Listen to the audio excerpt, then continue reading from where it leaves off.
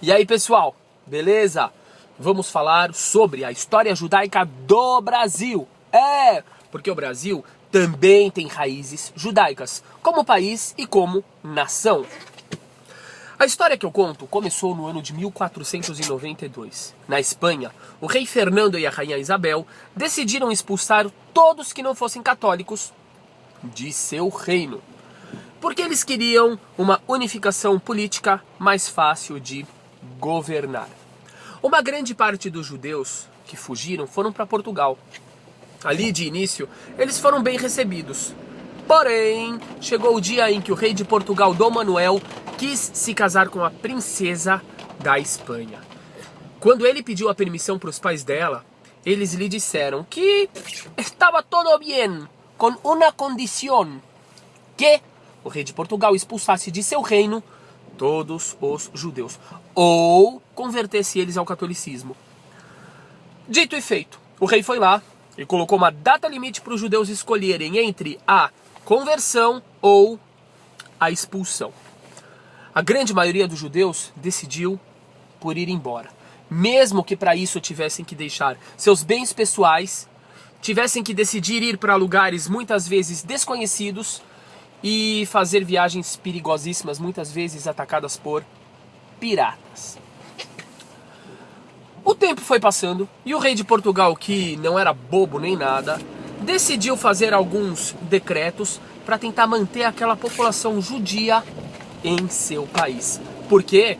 Porque os judeus eram grande parte da elite intelectual de Portugal. O primeiro decreto que ele fez foi dizer que crianças a partir de uma certa idade não poderiam deixar o país com suas famílias, eles deveriam ficar ali e seriam absorvidos por famílias católicas. Era um jeito de tentar segurar as famílias judias em Portugal.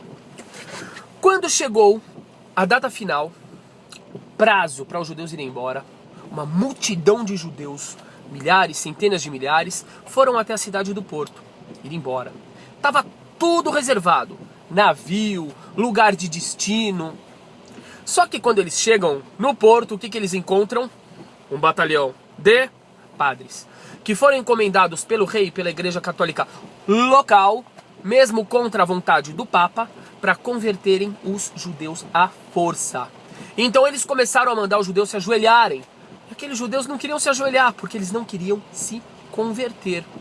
Foi então que vários padres começaram a jogar água benta nos judeus ou enfiar suas cabeças nas pias batismais, dizendo: agora vocês são católicos e nas terras de Portugal o judaísmo está proibido.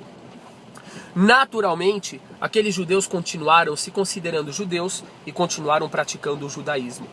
Porém, com o passar do tempo, veio a Inquisição, que era uma espécie de investigação por parte da Igreja Católica para descobrir quem não estava cumprindo o catolicismo de forma adequada. Os acusados eram judeus, protestantes, muitas vezes pessoas que eram acusadas de bruxaria e assim por diante. O que a igreja ganhava? Um controle sobre o povo e seus bens. Como eu disse, o Papa da época não havia concordado com essa conversão forçada. Como vocês devem imaginar, muitos daqueles judeus procuraram fugir de Portugal. E o lugar mais interessante que tinha era as terras do Novo Mundo, entre elas o Brasil, colônia portuguesa. Por causa disso, dizem alguns historiadores que 2/3 da população europeia que vivia no Brasil naquela época era constituída de judeus. Agora você imagina o seguinte: depois de um tempo, a Inquisição, aquela perseguição chegou ao Brasil e aqueles judeus tiveram novamente que esconder a sua origem.